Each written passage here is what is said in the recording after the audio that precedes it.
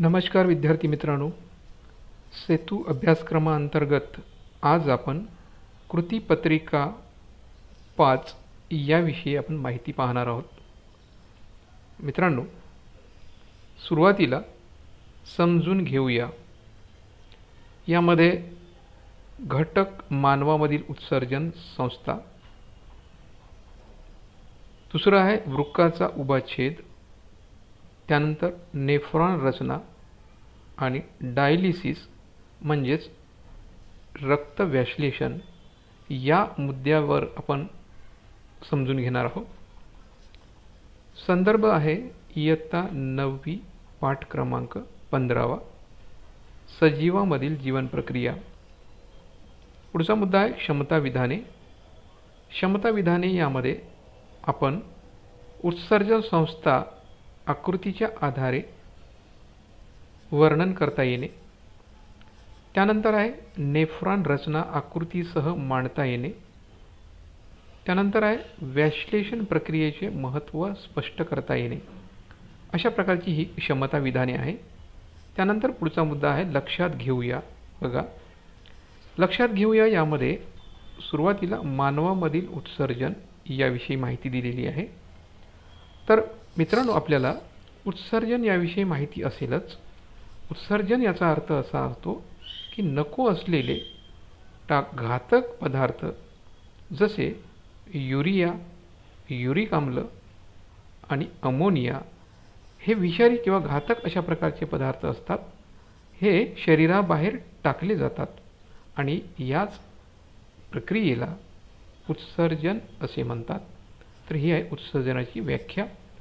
त्यानंतर यात उत्सर्जन संस्थेमध्ये कोणते कोणते भाग येतात, कोणत्या कोणत्या अवयवाचा समावेश आहे हे आपण लक्षात घ्यायचं आहे. जसं मानवी उत्सर्जन संस्थेमध्ये वृक्काची जोडी आहे, मूत्रवाहिनीची जोडी आहे, मूत्राशय आहे आणि मूत्रोत्सर्जक नलिका आहे. यामध्ये वृक्कामार्फत रक्तातील टाकाऊ पदार्थ आणि जास्तीचे अनावश्यक पदार्थ वेगळे करून मूत्र तयार केले जाते.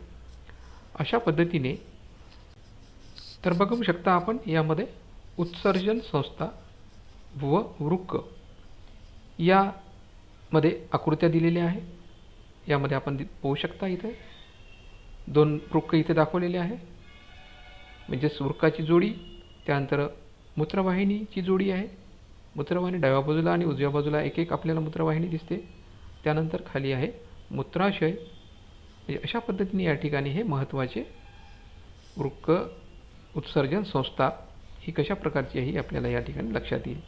बाजूला इथे आपल्याला दिसते बघा, या ठिकाणी ही वृक्काच्या आतील भागाची रचना कशी असते हे आपल्याला ह्या चित्रामध्ये दिसते आहे. बाह्यांग बाहेरचा भाग, त्यानंतर इथे संपुटक मूत्रकलश हा आतील भाग आहे, त्यानंतर संपुट आहे, त्यानंतर आहे वृक्क पिरॅमिड, वृक्क धमनी लाल रंगाची इथे दाखवली दिसते आपल्याला. हीच वृक्क धमनी इथे सुद्धा आपण पाहू शकता. या उत्सर्जन संस्थेमध्ये ही लाल रंगाची जी आहे ही वृक्क धमनी आहे आणि जी निळ्या रंगाची जी आहे ही वृक्कशीर आहे किंवा याला अधोशीर म्हणतात. तशा पद्धतीने इथे सुद्धा आपण पाहू शकता ही वृक्कशीर आहे. तशा पद्धतीने हे उत्सर्जन संस्था आणि त्यामधील आकृत्याचं स्पष्टीकरण आहे. त्यानंतर पुढील भाग बघा, नेफ्रॉनची रचना. नेफ्रॉनच्या रचनेमध्ये आपल्याला बघा नेफ्रॉनची रचना आहे. वृक्कातील गळण्याची मूलभूत क्रिया करणाऱ्या घटकाला नेफ्रॉन म्हणतात, हे आपण लक्षात घ्या. उजवे वृक्क हे डाव्या वृक्कापेक्षा थोडे खाली असते. प्रत्येक वृक्कामध्ये अंदाजे 10 लाख नेफ्रॉन असतात. साधारण व्यक्तीच्या शरीरात अंदाजे 5 लिटर एवढे रक्त असते. या गोष्टी आपण लक्षात ठेवायच्या आहे. 5 लिटर रक्त अंदाजे हे आपल्या साधारण व्यक्तीच्या शरीरामध्ये असते आणि जे वृक्कामधून रोज 400 वेळा गाळले जाते. अशा पद्धतीने ही नेफ्रॉनची रचना आहे. बाजूला नेफ्रॉनची आकृती आपल्याला दिसेल बघा. या ठिकाणी हे वृक्क आहे, वृक्काच्या आतील भाग आणि त्यानंतर इथे असणारं जे काही गाळण क्रिया करणारं जे युनिट आहे किंवा घटक आहे ते म्हणजेच या ठिकाणी इथे दाखवलेलं आहे हे नेफ्रॉन आहे. नेफ्रॉनमध्ये वेगवेगळ्या प्रकारचे घटक आपल्याला इथे दिसतील. बघा या ठिकाणी इथे वरच्या भागाला इथे ग्लोमेरुलस दिसते आहे. ग्लोमेरुलस नंतर त्याच्या खाली एक कपासारखा भाग असतो, त्याला बोमन्स संपुट किंवा बोमन्स कॅप्सूल म्हणतात. त्याच्यानंतर मग अशा 3 प्रकारच्या आपल्याला बारीक नळ्या या ठिकाणी दिसतील आणि त्यानंतर मूत्रवाहिनीकडे जाणारी एक नळी आपल्याला इथे दाखवलेली आहे. अशा पद्धतीने या ठिकाणी ही नेफ्रॉन आहे आणि सगळ्यात महत्त्वाचा जो घटक आहे वृक्कामधला तो म्हणजेच नेफ्रॉन. असे 10 लाख नेफ्रॉन हे आपल्या शरीरामध्ये वृक्कामध्ये असतात. त्यानंतर आपण बघूया, बघा इथे पुढचा जो भाग आहे हा आहे रक्तव्याश्लेषणाच्या संबंधित. खाली काही आकृत्या आपल्याला दिसते आहे, आकृतीचे निरीक्षण करा. बघा ही रक्तव्याश्लेषण यंत्र आहे, ज्यालाच आपण डायलिसिस मशीन म्हणतो. ज्या व्यक्तीमध्ये समजा काही दुखापत झाली असेल किंवा संसर्ग झाला असेल किंवा कमी प्रमाणामध्ये रक्ताचा पुरवठा जर झाला असेल तर त्यामुळे वृक्काची कार्यक्षमताही कमी होते आणि वृक्काची कार्यक्षमता जर कमी झाली तर त्यामुळे शरीरामध्ये तयार होणारे जे काही विषारी द्रव्ये असतात, टाकाऊ पदार्थ जे असतात त्याचा संचय होतो आणि त्यामुळे मृत्यूसुद्धा होऊ शकतो. वृक्क निकामी झाल्यास कृत्रिम उपकरणाचा वापर करून रक्तातील नायट्रोजनयुक्त पदार्थ वेगळे केले जातात. त्यानंतर रक्तातून नायट्रोजनयुक्त पदार्थ बाहेर काढण्यासाठी कृत्रिम उपकरणाचा वापर केला जातो. या क्रियेला व्याश्लेषण म्हणतात. तर व्याश्लेषण ही क्रिया अशी आहे की ज्याद्वारे नायट्रोजनयुक्त पदार्थ जे आहे, या आधी आपण पाहिलेला आहे, जसं युरिया आहे, युरिक आम्ल आहे किंवा अमोनिया आहे, यासारखे जे नायट्रोजनयुक्त पदार्थ जे आहे ते शरीराच्या बाहेर कृत्रिमरित्या बाहेर टाकले जातात आणि म्हणून ह्या क्रियेला व्याश्लेषण म्हणतात. तर यामध्ये एका वेळी या उपकरणातून 500 मिलीलिटर रक्त पाठवले जाते आणि त्यानंतर शुद्धीकरण होते आणि शुद्धीकरण केल्यानंतर मग रक्त पुन्हा रोग्याच्या शरीरामध्ये सोडले जाते. अशा प्रकारे ही रक्त व्याश्लेषणाची प्रक्रिया आहे. त्यानंतर बघूया सराव करूया, हा एक भाग आहे. सराव करूया यामध्ये आपल्याला काही प्रश्न दिलेले आहेत. बघा यामध्ये पहिला प्रश्न आहे नावे लिहा. पहिल्या नावे लिहामध्ये अ आहे रक्तातील टाकाऊ पदार्थ आणि जास्तीचे अनावश्यक पदार्थ वेगळे करून मूत्र तयार करणारा अवयव. आपल्याला अवयवाचं नाव सांगायचं आहे. तर या अवयवाचं नाव आहे, बघू शकता आपण या ठिकाणी अवयवाचं नाव वृक्क आहे, म्हणजेच याला आपण इंग्लिशमध्ये किडनी म्हणतो. त्यानंतर दुसरा प्रश्न आहे कृत्रिमरित्या रक्तातील नायट्रोजनयुक्त पदार्थ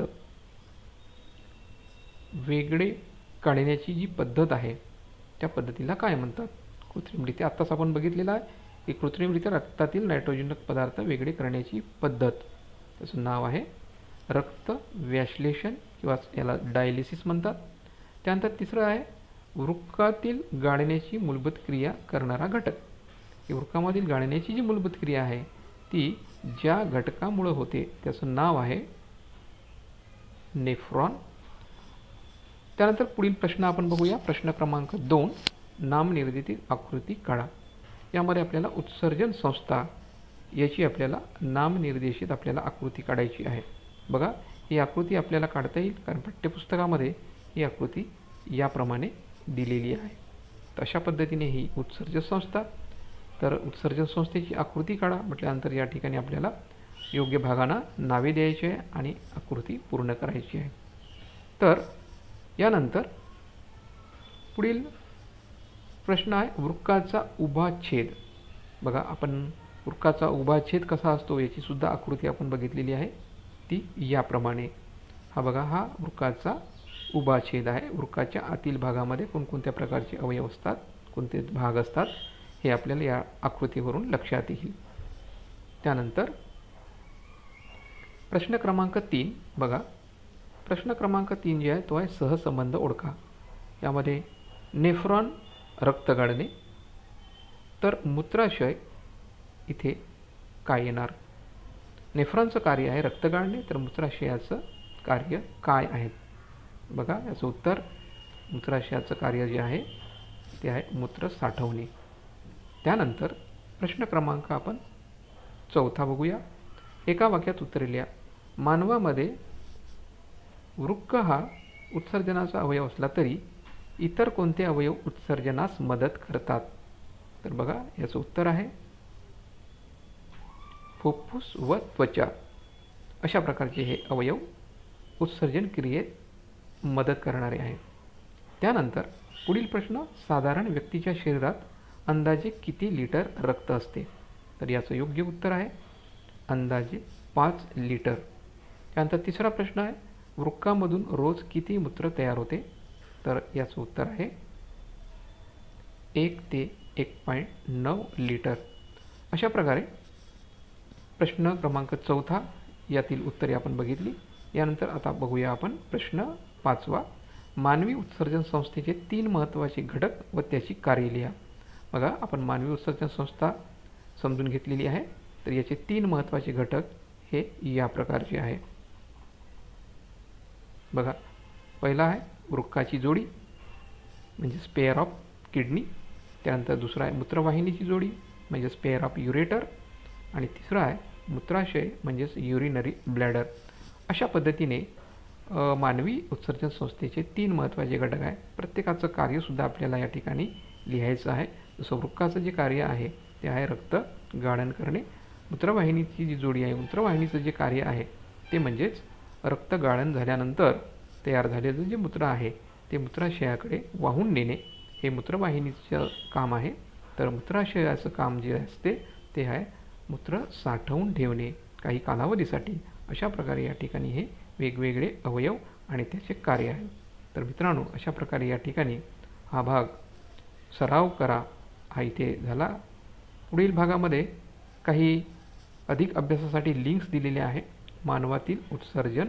तर ह्या लिंक आपण जर ओपन करून जर बघितल्या तर आपल्याला अधिकची माहिती यामध्ये आपल्याला मिळू शकेल.